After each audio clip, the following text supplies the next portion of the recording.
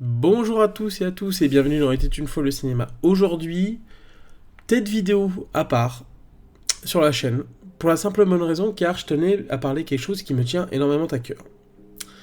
Pour ceux qui savent, j'ai 32 ans. J'ai 32 ans, je commence à voir un petit peu de bouteille dans la vie, doucement.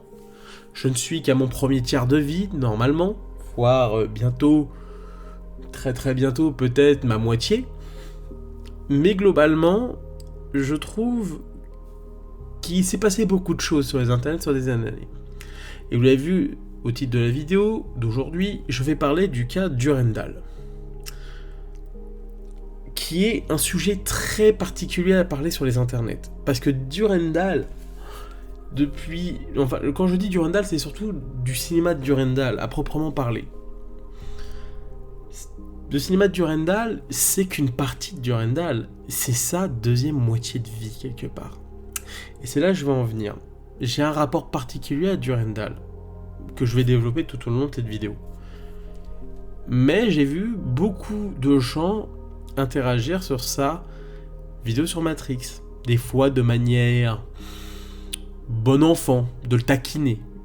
On peut être taquin. Mais des fois, certains à le mépriser, à se moquer, à l'insulter même. Durandal, c'est pour ça que je suis pas là pour le défendre, hein, je suis pas un de ces garde-fous, je suis pas là pour c'est pas un aficionado, c'est pas de l'ordre du divin comme cette lumière divine qui m'illumine. Non. C'est juste que c'est une personnalité que je côtoie quand même depuis pas mal d'années. Je ne le connais pas personnellement, je ne l'ai croisé qu'une fois par hasard sur un coup de vent à Paris, mais je ne l'ai pas interpellé, je voulais pas l'embêter. Et c'était dans un cinéma en plus. Du coup, tout ce que je peux dire, c'est que Durandal, c'est une personne que je côtoie indirectement depuis presque 20 ans.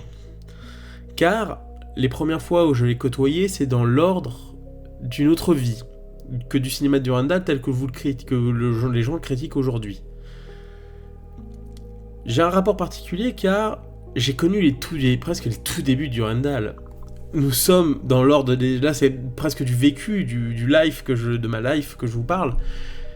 On est à l'aube des années 2000, à la sortie, le début des années 2000, mi-2000 bientôt, commence à exploser sur les internets ce qu'on appelle la saga MP3. Et je tombe amoureux, littéralement, sur mon petit MP3 32 MB, où j'écoute très souvent une histoire qui s'appelle le donjon de Naheulbeuk. Le donjon de Naheulbeuk, c'est quelque chose que j'aime éperdument, que j'écoute encore aujourd'hui, que je mettais sur ma PSP à l'époque, et que je mettais sous mon oreiller comme si ça me racontait une histoire. Et bien sûr, j'aime toujours ça. Et aussi, d'autres créateurs vont faire de la saga MP3. Dont un en particulier, dont je respecte toujours le travail qu'il a fait là-dedans, et c'est pas un pionnier dans le genre, mais c'est un des plus grands fer-velants justement de la saga MP3, et on l'oublie aujourd'hui, parce que certains ont repris le rush derrière, de Antoine Daniel et tout ça, tout le monde a fait un petit peu sa saga MP3, parce que c'est un exercice en tant qu'acteur, en tant que scénariste, c'est un travail qui est vraiment très intéressant. Et Durandal fait partie, pour moi, des aficionados, des premiers à avoir démocratisé le genre. Avec ses premières sagas, j'ai un peu des notes pour me rappeler un peu tout, avec notamment Resident Evil, qui est une de ses premières, qui parodie Resident Evil. Alors ça a vieilli, certes, et après donnera notamment tout de l'ordre, justement, de la... pour moi, c'est plus culte quelque part, que sont Banal Fantasy et Metal Gear Solid. Après, bien sûr, viendra Banal Fantasy Generals of Beerus, Banal Fantasy Origin, Shit Wars, et il sera toujours productif sur la saga MP3 pendant très longtemps, pendant presque 10 ans, sur son site qui est pour moi presque un mythe quelque part, qui est le Démon du Rire. Le Démon du Rire, clairement, ça, avec les sagas MP3, ça fissionnadé mon imaginaire. Moi, petit nerd des années 2000, bon, qui faisait quand même du sport, hein, parce que j'adorais ça. Comme quoi on pouvait être nerd et aimer le sport à côté. Clairement, ce que j'adorais, parce que étant un grand fan de jeux vidéo de l'époque, j'adorais Final Fantasy, qui est notamment le 7, pas le 8, mais j'aimais beaucoup la saga du Final Fantasy 2, et le 9 que je préfère, mais globalement, il m'a touché avec Final Fantasy 7, parce qu'il a su amener un niveau d'humour que moi je trouve tellement efficace et fort, et qui est ancré pratiquement dans une certaine forme d'humour de l'époque. Et on oublie Durandal, c'est aussi un certain goût de l'homosexualité qui, lui, le dit clairement qu'il est gay. C'est une de mes premières figures gays quelque part. Moi perso, je me définis comme bisexuel et je l'assume totalement. Mais je n'applique jamais aux gens, vous faites ça que vous voulez. Moi, je suis le premier à en rigoler. Et Durandal, à l'époque, faisait cet humour-là. Avec des blagues, justement, très osées pour l'époque, que je trouve, qui aujourd'hui, techniquement, ferait scandale, littéralement. Ça serait des bad buzz sur bad buzz, tellement que c'est sur cet aspect-là. Mais il était créatif, avec le démon du rire, avec ses sagas MP3, qui m'ont énormément touché, et qui, pour moi, sont un gros pilier de mon adolescence, d'un point de vue des univers. Avec Metal Gear Solid encore plus, avec, justement, Shit Wars. Après, je suis moins fan de Star Wars, mais ce qu'il en a fait m'a fait quand même beaucoup rire. Et c'est un regret qui quelque part, il n'a jamais eu les retours suffisants pour pouvoir continuer à développer la saga MP3. Parce que c'est beaucoup de travail. C'est du travail du son, du mixage son. C'est beaucoup de travail. Et à côté, il va être de plus en plus créatif du côté de la vidéo. Avec notamment beaucoup de courts-métrages et de petits projets qu'il a amenés au fur et à mesure. Je pense notamment à certains qui me font hurler de rire encore aujourd'hui, comme Fait chier, qu'un de ses courts-métrages, et Comtesse, en hommage à son chat qui l'a quitté il y a quand même pas mal d'années quand même. Il a toujours été créatif, il a toujours su amener une certaine forme d'humour, un humour un peu entre l'esprit canal qu'on pouvait avoir à une époque. Comme quoi, c'était vraiment ancré dans l'époque. Et bien sûr, avec Acodé, où là, je le dis haut et fort, que Durandal, quelque part, était un précurseur sur beaucoup de trucs. La parodie a toujours existé. Que ça soit au cinéma, mais dans le petit monde de la vidéo, de l'internet des années 2000, où je rappelle, à l'époque, pour les boomers que je suis, et pour les plus jeunes, à l'époque, c'était MSN, Emule, et plein d'autres. D'ailleurs, c'est marrant, sur le site du Démon du Rire, il y a encore des accès émules, pour dire. Voilà. Tellement qu'il est un peu daté. C'est toujours rigolo. Et là où je veux en venir, c'est qu'il a après, plus tard, fait de la parodie. Il a commencé aussi à de la parodie, notamment avec Alioun, Le Seigneur des Poivreaux, alors que ça vieillit, la qualité visuelle, parce qu'à l'époque, on était sur... C'était compliqué déjà de capturer une vidéo d'un ordinateur, et en plus en faire une parodie derrière. Viendra celle sur Haricot Vert, Reason Stupid, The Menil, The Vibromator, et Final Fantasy, Advent Children, la version complète de la parodie, que je trouve géniale.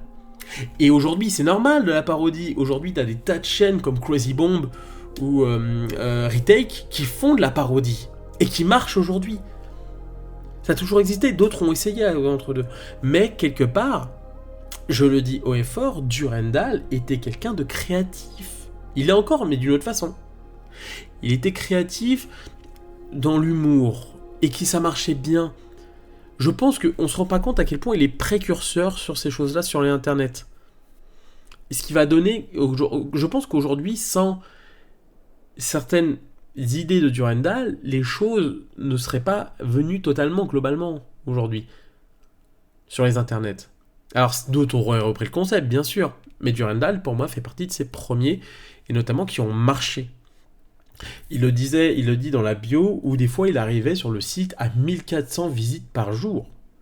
Dans les années 2000, c'est énorme. Là où Internet se démocratise, on est sur quelque chose d'assez exceptionnel. Durandal, par la suite, ça a toujours évolué. Moi j'adorais, et même autre chose où je trouve qu'il était quand même précurseur, très peu faisaient ça à l'époque, vers début des années 2010, l'aspect du vlog quotidien, ça commençait à arriver, mais c'était principalement basé sur des trucs beauté, des chaînes beauté, d'autres de vie telles que ça pouvait, mais c'était pas démocratisé comme ça pouvait l'être aujourd'hui. Où le vlog quotidien sur Instagram, sur YouTube, sur tout ça, est amené quotidiennement.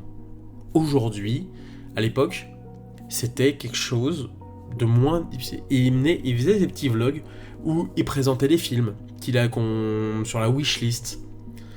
Il avait notamment, à côté, travaillé sur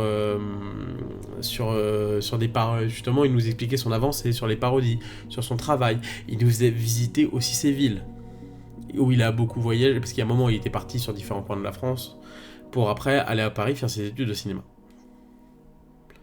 D'ailleurs, je tiens aussi à dire encore sur l'aspect de la créative, c'est aussi un des précurseurs de la web-série d'une certaine façon. Là où tu avais la Flanders Company et tout ça qui arrivait, Durandal aussi avait lancé une de ces web-séries que moi perso, je trouve très inventif. Ça se voit qu'il y a, par contre, moi je vais vous dire une chose, il n'y a pas de moyens, il n'y a pas de thunes, c'est fait avec des potes, c'est filmé avec un petit appareil de l'époque, mais il y a des idées. Durandal, sa série mythique, qui, en gros, 3 amis sont soit célibataires, soit viennent de se faire larguer, donc du coup vont aller sur le site de rencontre. Et les personnages sont travaillés, il y a une ambiance, il y a un ton proche entre une certaine forme de Woody Allen, quelque part, un peu à la française, avec quelques idées de mise en scène, beaucoup de voix off, et perso, je trouve que à l'époque, c'était quelque chose de très créatif. Et j'y prends encore plaisir parce que... Alors certes, la nostalgie joue un peu. Mais je trouve qu'il y a cet aspect où il était très créatif sur beaucoup de choses qu'il faisait.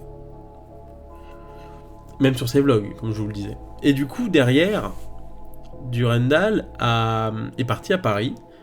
Et progressivement, il a fait lancer les critiques et notamment le cinéma de Durandal. Là où... doucement le démon du rire, presque 10 ans de sa vie il est passé à autre chose. Ça fait 10 ans. Ça fait 10-11 ans que le démon du rire n'a plus raison au final. Et pour ça aussi, je sais pas s'il tombera sur cette vidéo par hasard, parce que bon, flemme de regarder un pur inconnu sur le net qui va parler de lui. Moi je suis pas là pour l'aficionader, et je trouve qu'il avait beaucoup de qualités. Et qu'il en a encore, mais différentes. Mais que c'est un mec, pour le démon du rire, tout le travail qu'il a fait, pour moi, merci Durandal pour tout le travail que tu as fait. Je pense qu'on ne t'a jamais assez remercié pour le travail que tu as fait, à l'époque. Et du coup, aujourd'hui, le démon du rire, qui globalement fête ses 12 ans, je suis sur la chaîne actuellement, je me fais un petit lien sur la chaîne, où sa vie... Alors par exemple, c'est toujours marrant de revoir... sur la chaîne de Dudu, mythique Thriller 1, alors que voilà, et son court-métrage 31 mètres carrés qu'il avait fait, je pense, soit pour aller en école de cinéma, soit pour montrer ce qu'il allait faire. En tout cas, globalement, c'était un beau petit court-métrage, voilà, c'était honnête pour l'époque, sans moyens, sans prétention. C'est quelque chose que moi je trouvais qui était pas mal, petit sympa. Du coup, vers 2012, il lance le cinéma de Durandal, il va enchaîner un rythme relativement effréné de publications énorme entre Pourquoi j'ai raison à ses torts, et je vais revenir après, les critiques qui ont globalement lancé pas mal de choses, d'avis divers sur internet qui peuvent outrer certains et dire waouh, mais pourquoi tu penses ça et tout ça, et j'ai l'impression qu'il y a eu très longtemps, même dès le début, souvent un presque de Durandal bashing. Dès qu'il dit quelque chose, ah non, franchement, c'est what the duck, quoi. Du coup, cet aspect-là de Durandal est très vite arrivé, et je pense qu'il y a des gens qui l'aimaient bien, parce qu'on était vraiment sur une époque où le YouTube ciné se développait beaucoup, avec notamment le fossoyeur de films, avec d'autres personnalités qui arrivaient.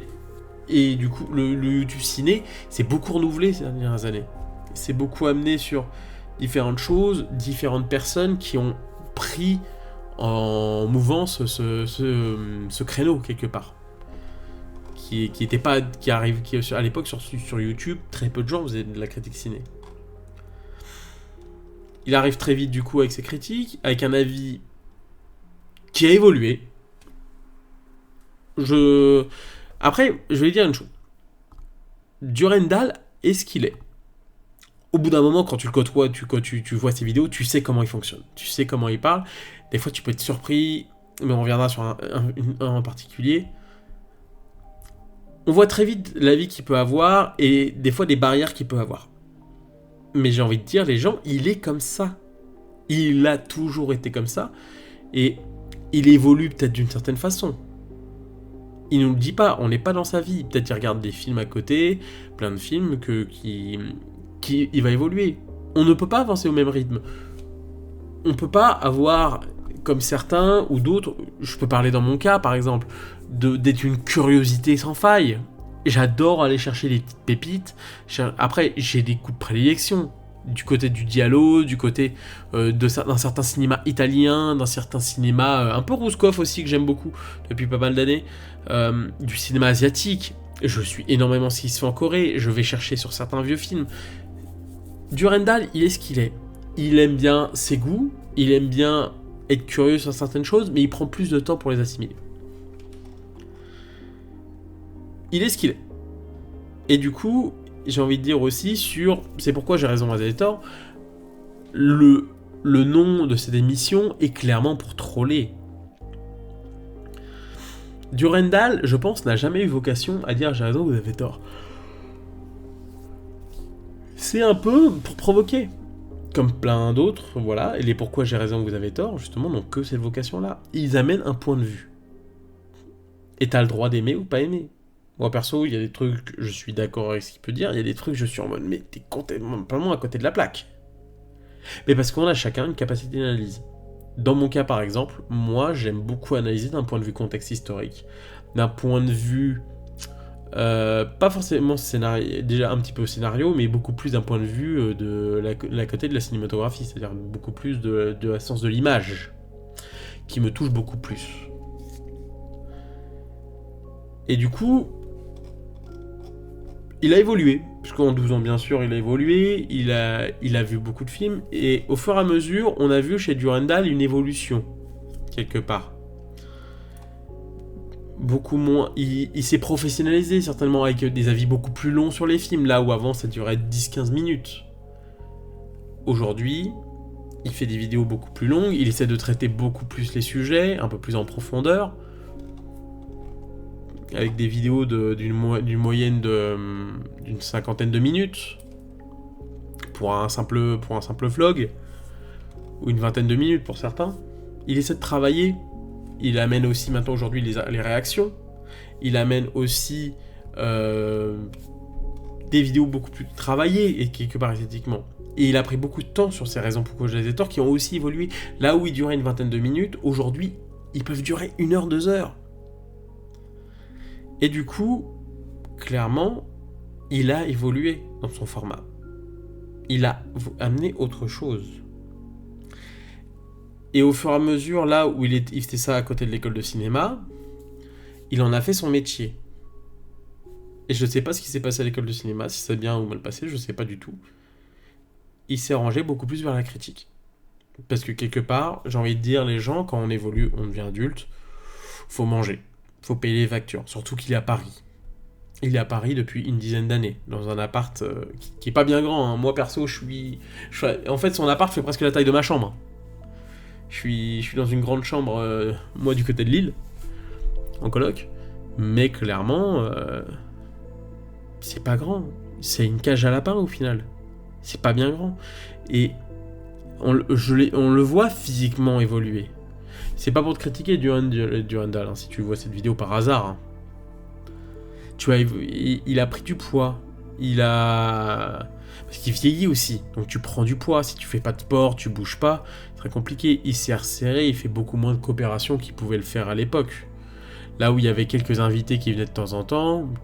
Tous au début, avec des fossoyeurs, des amis à lui qui venaient. Aujourd'hui, c'est Durandal à 100% de tout ce qui peut être. Et il a évolué d'une certaine façon. Et du coup, ça tient que mon avis strictement personnel. Ça tient que de moi. Durandal, si, comme je l'ai dit 2 fois sur la vidéo, si tu peux quitter Paris, quitte Paris. Moi, ayant quitté Paris, et dans mon cas, je me suis jamais senti aussi mieux que Paris. Et t'as des cinémas si tu vas dans une grande ville. Si tu vas du côté de Rennes, tu vas du côté de d'autres villes, tu as des cinémas, tu as des multiplexes, tous les blockbusters, tu peux les voir. Les gros films, tu les verras. T'as toujours, allez, dans une grande ville, t'as toujours au moins 1 ou 2 salles à RSA. Strasbourg, ils en ont 2. Lille, on en a 2. Rennes, je sais pas trop. Je sais que dans d'autres villes, il y en a pas mal. Je sais que... Voilà, ça se développe. Il y a toujours moyen de voir des films. Et si t'es pas trop loin, au pire, bon, tu veux voir un film en particulier, t'auras toujours peut-être quelqu'un qui peut te loger, ou voilà. Mais quitte Paris pour toi, ton intégrité physique, c'est le mieux. J'ai jamais été aussi heureux depuis que j'ai quitté cette putain de ville. Et pourtant, je suis parisien. J'aime ma ville. Mais elle n'est plus en adéquation sur ce que je suis en tant qu'homme aujourd'hui. Voilà. Et du coup, l'évolution qui est aujourd'hui, c'est moins de vidéos. Moins vouloir un petit travail. Maintenant, c'est pour ça qu'il fait les réactions, parce que c'est plus rapide à monter. Il fait les vlogs beaucoup plus...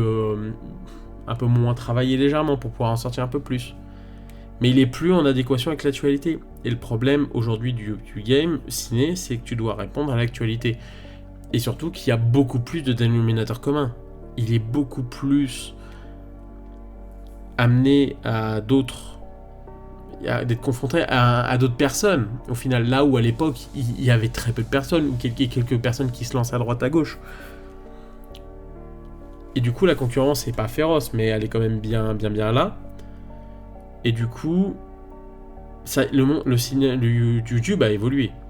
Il essaie de répondre en étant visé. Et aujourd'hui, ce qui me déroule, c'est que les gens continuent aujourd'hui à se moquer de lui. Et je vais venir à ce point-là, et ça a commencé, je pense, le plus gros truc sur Twitter, je me rappelle, c'est quand il a pleuré sur Lucie. Mais il l'a dit, je crois, en interview, sur un FAQ ou un truc comme ça, où il le disait clairement. J'ai fait ça aussi un petit peu pour déclencher un buzz et développer le truc. Et maintenant, il est devenu catégorisé. C'était il y a presque 10 ans, les gens. Plus de 10 ans. Le mec, il pleure devant Lucie. J'ai encore vu ça parce qu'il y a un petit truc sur ce critique, je sais pas pourquoi. Ils lui ont mis 4 sur 1. Le mec, le mec, il pleure sur critique. Mais vous avez quel âge? Vous avez quel âge, putain? Mais je sais pas si certains, à un moment, vous réfléchissez de vouloir vous moquer perpétuellement. C'est-à-dire, ouais, mais c'est Twitter, ça. À un moment, voir des messages comme ça toute la journée, ça joue sur le psychologique. Pas tout le monde est fort et solide, dur comme un roc. On est humain. On est faillible. Donc ne fais pas subir à ton... C'est un côté peu ma charité chrétienne, alors que je le suis pas, quelque part. Fais attention à ton prochain. Fais attention à la personne avec qui tu parles. À un moment, ne fais pas de peine envers l'autre sous peine d'en recevoir, quelque part. Et Durandal, ça a été ça pendant des années. Alors certes, il a des avis controversés, je suis pas d'accord avec lui sur plein de trucs. Il y a des films, franchement, je fais putain, ton avis mec, c'est chaud. Mais voilà, je respecte son avis. Sur Matrix Résurrection, je respecte son avis. Je suis pas d'accord sur beaucoup de points. Même s'il a peut-être du juste dans ce qu'il dit. Je suis pas d'accord. Mais je respecte son travail. Je respecte l'investissement qu'il a fait. Je respecte tout ce qu'il a amené d'un point de vue de sa chaîne. Et je rappelle à des gens, ça fait 12 ans qu'il est là, sur le YouTube Game. Le Fossoyeur sort une vidéo petite de temps en temps. D'autres sont tombés dans les limbes. D'autres ont disparu. D'autres sont remaniés un petit peu. Aujourd'hui, c'est ça le truc. C'est des personnes qui ont évolué et sont partis sur autre chose. Durandal est toujours là. Et c'est comme tel le démon du rire, il est toujours là quelque part. Et Durandal, je pourrais jamais lui enlever, il est presque un précurseur sur tout ce qu'il a fait. Et je comprends des fois qu'il soit aigri sur beaucoup de choses. Il le disait à l'époque. Le mec, c'est un des premiers de la saga MP3, c'est un des premiers de la parodie, c'est un des premiers de la web-série, c'est un des premiers du critique game. Et le mec est toujours caractérisé d'une certaine façon. Alors que vous avez évolué. Vous devez amener... C'est ton avis, je le respecte, et voilà. Même si le côté troll de pourquoi j'ai raison, vous avez tort. Vous avez évolué. Et à un moment, faut grandir. Et je vais en terminer avec ça pour dire juste une chose. Durandal, c'est un créatif.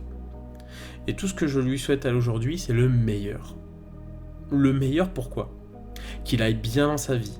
Ça m'a fait rire son sketch sur la... On a changé.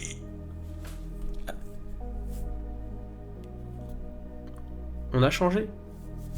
T'as pris du poids. Et cet émodiodu, remets-toi en forme. J'espère que tu iras bien pour l'avenir. Que tu t'épanouiras. Si tu peux partir de Paris, pars. Si tu restes à Paris, fais ce que tu veux. T'es grand majeur et vacciné. De toute façon, Mais de toute façon, tu l'as toujours dit que t'es pas Paris. Mais que c'est un mec qui a beaucoup flué sur mon imaginaire de jeune ado. Il a toujours été là. Et il est encore toujours là. Et pour tout le travail qu'il a fait, c'est merci Durandal. Il y a des gens qui vont... Vous avez le droit de critiquer, ce que je peux dire. Il y a peut-être des trucs que j'ai un peu survolés, bien sûr, parce que la vidéo va pas durer 5 heures. Mais à un moment, je suis personnellement attaché à lui. Mais c'est pas mon type de mec, donc franchement, ne vous inquiétez pas. Mais un peu d'humour, bien sûr. Franchement, je sais pas la personnalité que c'est dans la vie de tous les jours, mais en tout cas, voilà. Mais force à lui, courage à lui, et... J'ai tout dit. C'est 27 minutes presque d'amour pour un créateur qui mérite le respect, et qui à un moment, a vécu des choses pas très faciles quand même sur cette fin d'année 2023. Pas mal de problèmes, et j'espère que ça se résout, qu'il ira au mieux. Aimez plus les gens que vous les détestez. Il y a des gens qui méritent vraiment qu'on les haïsse. Franchement, Durandal, il mérite en loin votre haine.